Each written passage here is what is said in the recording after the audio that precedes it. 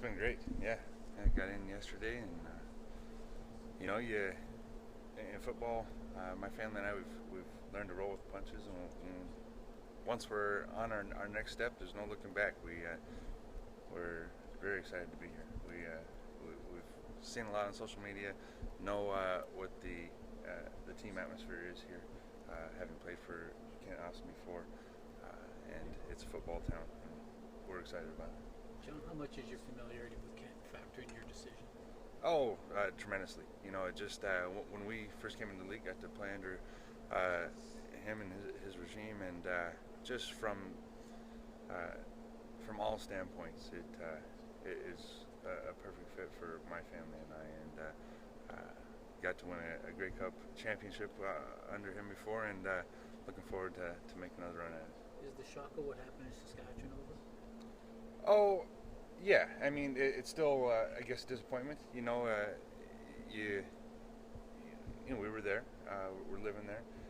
Had certain plans, but hey, plans change, and you roll with the punches. So, don't necessarily agree with how it went down and all those kind of things, but we've been in football long enough to know that you don't always count on things working the way you see fit, and you roll with the punches. And so now that we have, very excited about where we are, where we're headed, and what our future holds. You were a popular guy in Regina. There was a lot of fans who reached out to you on social media. I mean, was that in some way gratifying, given the community's reaction to what happened? It was. The community has been so good to my family and I, and like I said, we love it there. It's minus the weather.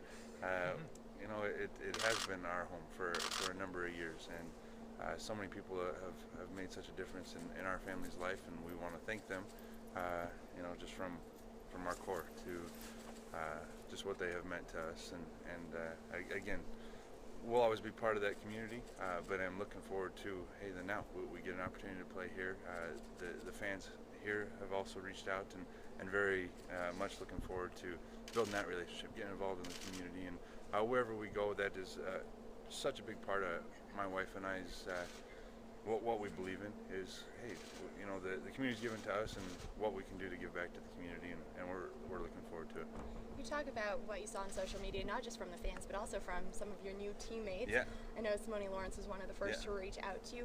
Does that just speak to how much of a family this team is, and what do you think about the reaction that you've gotten from them so far? It's been tremendous. It was very heartwarming, to say the least. It's just, I know that comes from the top down and the way Kent runs things, and it is that family dynamic, and I know he's got a tight locker room, and to have guys reaching out who really know me from Adam, and it was very heartwarming, not only to me, but my wife and family, who I hope to be a big part of who and what I am here. What other football options were on the table for you? Oh, there were a couple other options. I don't necessarily want to share those, but again, Coach Austin and what this program brings has a lot to do with our decision. And again, we, as far as what else was out there, we're looking at the now and where we're going. Where do you see? Prior to being released, was there some discussion in Saskatchewan going back and forth at all to talk about maybe a renegotiation?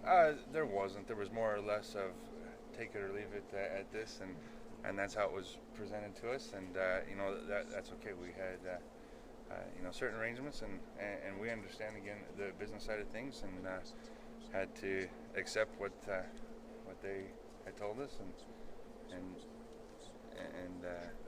from there, being cut is never feels good, never something to look forward to, but that was what was dealt.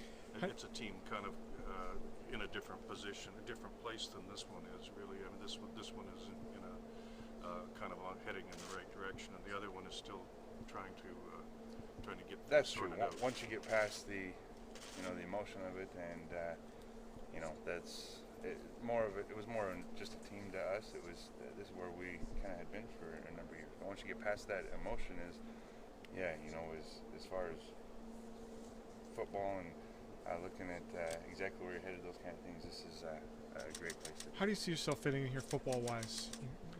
A number of different ways.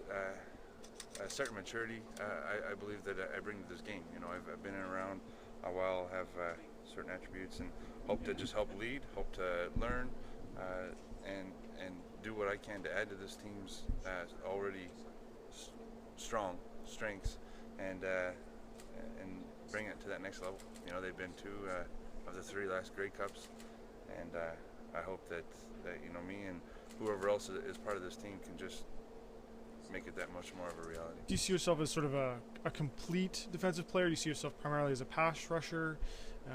How do you see yourself in that sense? I've always seen myself as a complete one. You know, I've had a number of people tell me over the years I'm a pass rusher and that, but no, I believe there's a number of different sides to the defensive side of the ball that I bring, and I still believe that, you know, I'm going this way. You know, I don't think I'd still be playing if I didn't believe that, and so I always look forward to my off-season training and say, hey, how can I get better? What can I improve on? Watching not only my last year's film, but watching other guys saying, okay, here's what's working, here's what's not, and finding ways to come out and put a better show on than the year before. John, you're 33. A lot of people would say you should be going the other way. Why are you going up as opposed to down? You know, a lot of it has to do with belief. A lot of it has to do with work ethic. You know, I truly believe, you know, my training has a lot to do with it. You know, your body has a lot to do with what you do out there. And so I put my full into my training in my off season to, you know, not only that, but I still have the support of my wife and my children, and as long as it's their dream and vision as well, as, hey, I know who I'm playing for. Not only definitely myself as one of the least, is you know, my wife and kids and everyone that I'm doing this for, is I know that I still have a lot to give to this game. You know, you walk away from each game saying, geez, I probably could have done something a little better, and until you stop doing that, I think that's when you look the other way. But knowing that, I still am excited about it.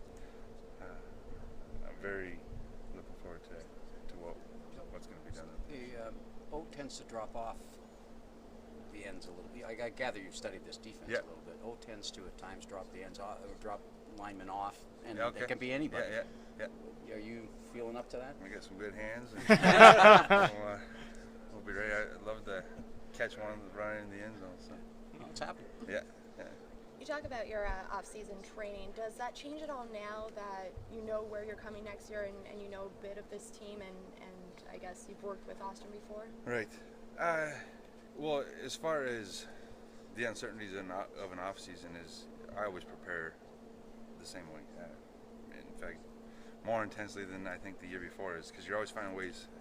What can I do? So you take what was good from last year, what you think, okay, here's what I need to work on, and so that's where I've already, you know, been at, is to get to see the full picture now. This is where you're headed, this is where you're going.